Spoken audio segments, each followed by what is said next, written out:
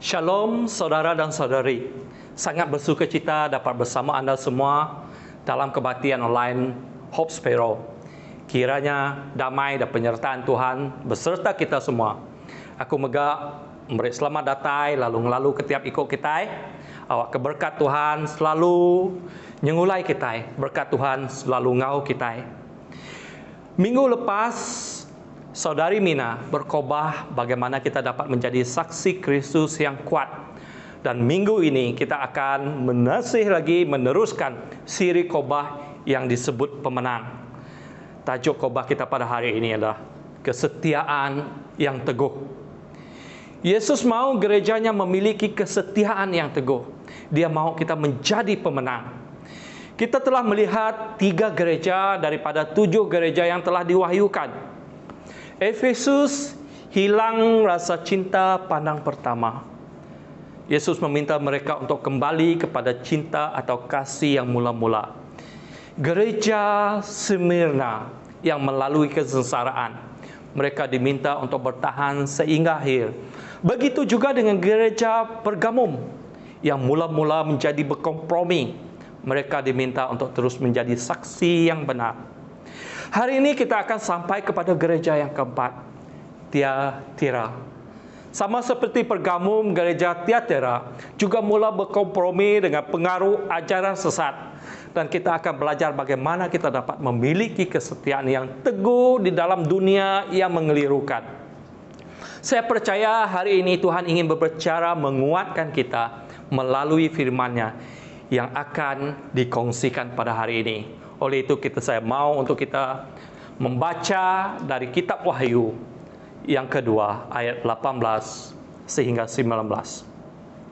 Kepada jemaat di Tiatira, dan tuliskanlah kepada malaikat jemaat Tiatira, inilah firman Anak Allah yang matanya bagaikan nyala api dan kakinya bagaikan tembaga. Aku tahu segala pekerjaanmu, baik kasihmu, baik imanmu, baik pelayananmu maupun ketekunanmu. Aku tahu bahwa pekerjaanmu yang terakhir lebih banyak daripada yang pertama. Tetapi aku mencela engkau kerana engkau membiarkan wanita Isabel yang menyebut dirinya nabiah mengajar dan menyesatkan hamba-hambaku supaya berbuat zina dan makan persembahan berhala. Dan aku telah memberikan dia waktu untuk bertobat, tetapi dia tidak mau bertobat dari zinahnya. Lihatlah, aku akan melemparkan dia ke ranjang orang sakit, dan mereka yang berbuat zinah dengan dia akan kulemparkan ke dalam kesukaran besar. Jika mereka tidak bertobat dan perbuatan itu, dan anak-anaknya akan kumatikan, dan semua jemaat akan mengetahui bahwa akulah yang menguji batin dan hati orang, dan bahwa aku yang akan membalas kepada kamu setiap orang menurut perbuatannya. Tetapi kepada kamu, yaitu orang lain di Tiatira, yang tidak mengikuti ajaran itu dan tidak menyelidiki apa yang disebut selok belok iblis, kepada kamu aku berkata, aku tidak akan menanggungkan beban lain kepadamu, tetapi aku yang ada padamu peganglah sampai aku datang. Dan barang siapa menang melakukan pekerjaanku sampai kesudahannya, kepadanya akan kukurniakan kuasa atas bangsa-bangsa, dan ia akan memerintah mereka dengan tongkat besi. Mereka akan diremukkan seperti tembikar tukang periuk, sama seperti yang kuterima dari Bapakku, dan kepadanya akan kukaruniakan bintang timur. Siapa bertelinga, hendaklah ia mendengar apa yang dikatakan oleh Roh pada jemaat-jemaat. Mari kita berdoa, saudara-saudari. Terima kasih Yesus untuk penyertaan Engkau di dalam hidup kami. Buka hati kami pada hari ini bersamaan ketika kami mendengar firman-Mu. Jadikan kami pelaku firman-Mu di dalam nama Yesus. Amin. Saudara dan saudari, Yesus akan datang kembali lebih awal dari jangkaan kita. Dia mau setiap pribadi dan gereja harus berdiri kukuh. 7 jemaat gereja mewakili gereja secara menyeluruh, keadaan setiap jemaat dan setiap orang percaya. Perkataan Yesus kepada gereja adalah sesuai juga pada hari ini, seperti yang dicatat oleh Rasul Yohanes di dalam kitab Wahyu. Ia mengandungi perintah dan teguran, dan yang lebih penting lagi, dorongan untuk gereja menjadi pemenang. Sementara kita menanti kedatangan Mesias yang penuh mulia, Yesus Kristus. Karena itu, mari kita lihat pesan Kristus agar kita tetap setia sampai akhir. Kesetiaan yang teguh. Yang pertama, kita mesti tahu bahwa siapa Yesus. Dia menggambarkan dirinya. Yang pertama adalah gambaran Kristus tentang dirinya. Kita boleh melihat pada ayat yang ke-18. Mengatakan seperti ini, dan tuliskanlah kepada malaikat jemaat di Tiatira. Inilah firman Anak Allah yang matanya bagaikan nyala api dan kakinya bagaikan tembaga. Saudara dan saudari, Tiatira, bandar perdagangan, kira-kira 40 batu atau 40 kilometer jaraknya dari Pergamum. Perdagangan yang dijalankan berdasarkan pengaruh unsur-unsur berhala. Oleh itu, sesiapa yang terlibat melakukan perniagaan pada masa itu juga secara tidak langsung terlibat dengan rantaian perniagaan yang berkaitan dengan penyembahan berhala. Lydia yang berasal dari Tiatira merupakan orang Eropa pertama yang menjadi orang percaya semasa penginjilan. Rasul Paulus merupakan penjual kain ungu di Tiatira. Kisah ini kita boleh baca di dalam Kisah Rasul 16:14. Dan dia kemudian menjadi saluran untuk pemberitaan Injil di situ. Yesus menyatakan dirinya. Pertama, dialah Anak Allah. Dan ini bertentangan dengan berhala yang disembah di tempat itu. Orang Tiatira menyembah dua Tuhan. Dianggap sebagai anak dewa Zeus. Yesus juga mengenalkan diri menyatakan bahwa dirinya seperti matanya bagaikan nyala api. Ini menggambarkan bagaimana dia menyelidiki setiap hati orang. Dan Yesus juga mengatakan bahwa kakinya bagaikan tembaga. Oleh itu, saudara-saudari, oleh kerana tembaga merupakan perusahaan utama di Tiatira pada masa itu. Dan untuk poin yang kedua, kita melihat bagaimana kita boleh memiliki kesetiaan yang teguh. Yang kedua adalah penilaian Kristus terhadap gereja. Oleh itu kita boleh melihat di dalam ayat 19 sehingga 21. Ayat ke-19 berkata, "Aku tahu segala pekerjaanmu, baik kasihmu maupun imanmu, baik pelayananmu maupun ketekunanmu. Aku tahu bahwa pekerjaanmu yang terakhir lebih banyak daripada yang pertama." Ayat ke-20, "Tetapi aku mencela engkau kerana engkau membiarkan wanita Isabel yang menyebut dirinya nabiah, mengajar dan menyesatkan hamba-hambaku supaya berbuat zina dan makan persembahan berhala. Dan aku telah memberikan dia waktu untuk bertobat, tetapi ia tidak mau bertobat dari zinahnya. Tidak seperti gereja di Efesus yang telah hilang rasa cinta pertama, gereja di Tiatira melakukan lebih lagi daripada apa yang pernah mereka lakukan mula-mula. Mereka bertumbuh dengan baik dalam kasih, iman, pelayanan, dan ketekunan. Mereka setia di dalam iman walaupun melalui penganiayaan, tetapi berkompromi terhadap pengajaran sesat di gereja. Ada nabi palsu yang menyesatkan jemaat gereja sehingga melakukan hal-hal yang tidak bermoral. Nama Isabel digunakan sebagai simbol yang menyamakan istri Raja Ahab yang mendorong penyembahan berhala Baal yang melakukan perbuatan iblis. Kisah ini kita dapat lihat di dalam 1 Raja-Raja 16 ayat 31 hingga 33. Seakan-akan belum cukup ia hidup dalam dosa-dosa Yerobeam bin Nebat, maka ia mengambil pula Isabel, anak Itbal, raja orang Sidon, menjadi istrinya, sehingga ia pergi beribadah kepada Baal dan sujud menyembah kepadanya. Kemudian dia membuat misbah untuk Baal, itu di kuil Baal yang didirikan di Samaria.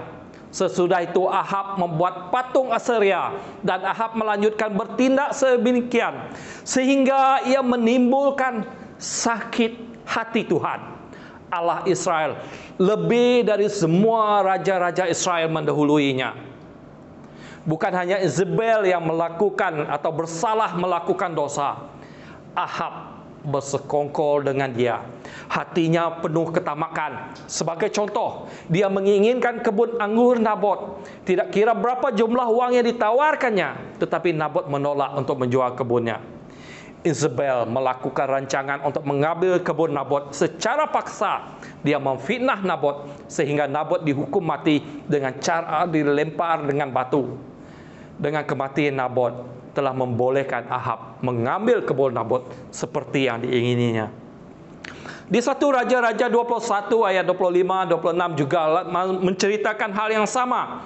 Sesungguhnya tidak pernah ada orang seperti Ahab yang memperbudakkan dirinya dengan melakukan apa yang jahat di mata Tuhan, kerana dia telah dibujuk oleh Izebel, istrinya. Bahkan yang telah berlaku sangat keji dengan mengikut berhala, tepat seperti yang dilakukan oleh orang Amori yang telah dihalau Tuhan dari depan orang Israel. Sama seperti Izebel, nabi palsu yang ada di gereja Tiatira, telah menyesatkan jemaat dengan terlibat dalam zina serta makan makanan yang dipersembahkan kepada berhala. Ia mungkin juga seorang wanita atau kumpulan pengajar sesat. Pengajar sesat boleh jadi seorang lelaki maupun perempuan. Hubungan ini menunjukkan pengaruh istri yang kuat terhadap suaminya di dalam melakukan perbuatan iblis. Makan persembahan berhala menjadi gambaran gereja di Tiatira. Bandar ini merupakan pusat perdagangan seperti kain linen, kain ungu, tembaga dan perhambaan. Penyembahan berhala dan perzinaan menjadi sebahagian daripada kegiatan perniagaan di Tiatira. Begitu sukar bagi orang Kristen yang melakukan urusan perniagaan di Tiatira tanpa terlibat dengan kumpulan perniagaan tersebut. Orang Kristen yang terlibat di dalam perniagaan juga menerima tekanan yang sama terlibat di dalam upacara yang diadakan di rumah berhala. Izebel telah mempengaruhi gereja dengan membenarkan mereka terlibat di dalam amalan penyembahan berhala. Setengah jemaat gereja menerima pengajarannya yang menyebabkan mereka menuju jalan kehancuran.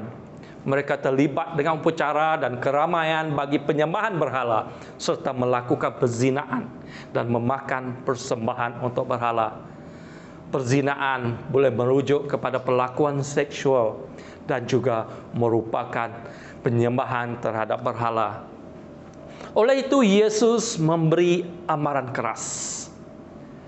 Dan aku telah memberikan dia waktu untuk bertobat, tapi dia tidak mau bertobat dari zinahnya. Lihatlah, aku akan melemparkan dia ke ranjang orang sakit, dan mereka yang berbuat zina dengan dia akan kulemparkan ke dalam kesukaran yang besar.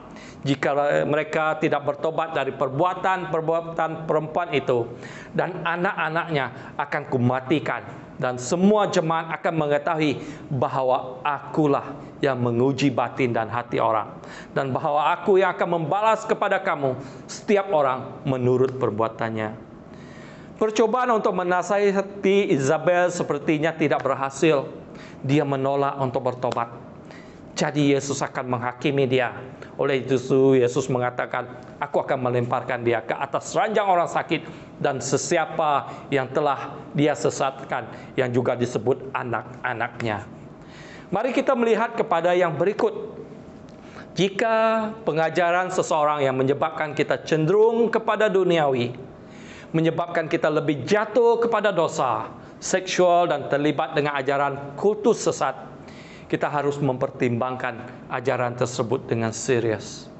Jika Anda mendengar khotbah atau pengajaran yang membuatkan Anda merasa semakin tidak berasa berdosa, melakukan hal zina dan cerita lucah, Jika pengajaran tersebut ketika Anda mendengarnya membuatkan Anda semakin tamak. Semua ini tanda-tanda kultus ataupun ajaran sesat. Saya sendiri pernah ada pengalaman ketika ada pemimpin. Saya pernah mendengar bahwa ada pemimpin gereja, bukan gereja kita, yang mengatakan it's okay, itu biasa saja jika kita memakai azimat untuk tujuan baik. Saudara-saudari, walaupun pada masa itu saya masih baru di dalam iman, masih muda di dalam iman, tetapi di dalam roh saya tahu ajaran seperti itu adalah ajaran yang tidak benar. Yang seterusnya adalah bagaimana kita boleh mengetahui ajaran sesat.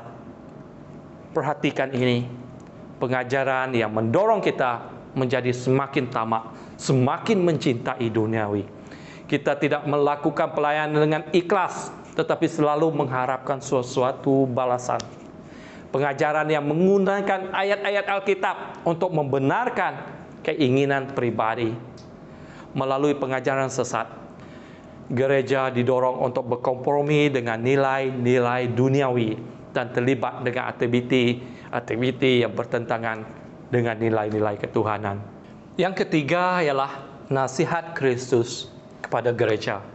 Mari kita lihat ayat ke-24 dan 25. Tetapi kepada kamu, yaitu orang lain di Tiatira, yang tidak mengikuti ajaran itu dan tidak menyelidiki apa yang disebut selok belok iblis. Kepada kamu aku berkata, aku tidak akan menanggungkan beban lain kepadamu, tetapi apa yang ada padamu, peganglah sampai aku datang. Ada jemaat yang telah dipengaruhi oleh pengajar sesat, tetapi jemaat gereja yang lain tidak mengikuti ajaran sesat. Mereka tidak mempelajari yang disebut selok belok iblis. Yesus menasihati mereka untuk terus bertahan sehingga kedatangannya kembali. Yesus berkata, aku tidak akan mau menanggungkan beban lain kepadamu. Mereka hanya perlu untuk terus melakukan dengan setia apa yang sedang mereka lakukan. Oleh itu ayat 19 mengatakan seperti ini, aku tahu segala pekerjaanmu, baik kasihmu maupun imanmu, baik pelayananmu maupun ketekunanmu. Aku tahu bahwa pekerjaanmu yang terakhir lebih banyak daripada yang pertama. Oleh itu disebut di sana tidak menanggungkan beban lain. Kita boleh melihat sebagai contoh di dalam Kisah Rasul 15 ayat 28-29. Sebab adalah keputusan Roh Kudus dan keputusan kami supaya kepada kamu jangan ditanggungkan lebih banyak beban daripada yang perlu ini. Kamu harus menjauhkan diri dari makan makanan yang dipersembahkan kepada berhala, dari darah, dari daging binatang yang mati dicekik, dan dari percabulan. Jikalau kamu memelihara diri dari hal-hal ini, kamu berbuat baik. Sekianlah, selamat. Kita telah melihat betapa bahayanya bertoleransi dengan mereka yang menyebarkan ajaran sesat. Isabel bersekutu dengan apa yang disebut selok belok iblis, seperti yang disebut di ayat 24. Menunjukkan sebenarnya bukan orang percaya walaupun dikenali sebagai pengajar di gereja. Mereka inilah agen iblis untuk memasuki gereja. Dia mengakui mengetahui pengajaran yang dalam tentang Tuhan, tetapi sebaliknya pengajaran daripada setan. Berwaspadalah terhadap seorang yang mengaku menerima wahyu dari Tuhan, tetapi sebaliknya untuk kepentingan diri. Kita boleh melihat dari hari ini ramai pengajar sesat di seluruh dunia yang mengaku diri mereka Mesias. Dan ini bukanlah sesuatu perkara yang baru terjadi. Setan memperalatkan pengajar sesat ini dan menempatkan mereka di gereja-gereja. Hari ini pengajaran atas talian begitu senang untuk didapatkan. Kita seharusnya berwaspada terhadap pengajaran yang kita dengar. Sebagai gereja, kita perlu menjadi kawanan domba setiap ahli di dalam unit dan LG. Kita sampai kepada poin yang terakhir, yaitu poin yang keempat. Janji Kristus kepada gereja. Boleh kita lihat di dalam ayat 26 sehingga 28. Dan barang siapa menang dan melakukan pekerjaanku sampai kesudahannya, kepadanya akan kukaruniakan kuasa atas bangsa-bangsa. Dan ia akan memerintah mereka dengan tongkat besi.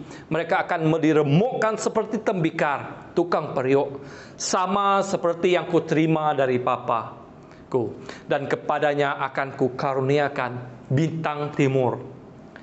Yesus mau kita menjadi pemenang. Dia mau kita selalu menjadi orang yang mampu mengatasi. Sesiapa yang melakukan kehendak Yesus, sehingga akhirnya dialah pemenang itu. Yesus akan memberikan kepadanya kuasa atas bangsa-bangsa. Diberikannya bintang timur. Penguasa Roma pada masa itu mengakui mereka adalah keturunan Venus yang dikenali bintang timur. Tetapi sesungguhnya Yesuslah bintang timur itu. Dan Yesus berkuasa di atas segala-galanya. Yesus akan memberikan dirinya sendiri sebagai gereja. Kita patut setia kepadanya. Dan jangan digoda oleh Isabel. Ganjaran kita adalah Yesus. Menjadi pemenang sesuatu yang pertama setiap orang percaya harus lakukan sebelum menerima ganjaran surgawi. Kita dipanggil untuk terus setia kepada Tuhan. Dan juru selamat kita, Yesus Kristus. Kita boleh menjadi setia karena Dia setia. Yesuslah sumber kekuatan kita. Mari kita berdoa. Bapa di surga, terima kasih untuk firman-Mu. Ajar kami untuk mendekat kepadamu dan memiliki hubungan yang dekat dengan Tuhan kami dengan penuh kuat. Kiranya hati kami selalu peka dengan suara-Mu dan bertahtalah di dalam hidup kami.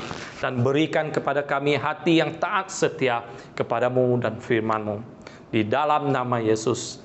Amin. Terima kasih saudara dan saudari karena mendengar firman Tuhan bersama-sama.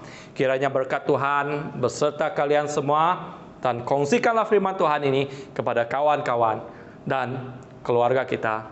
Jumpa minggu hadapan.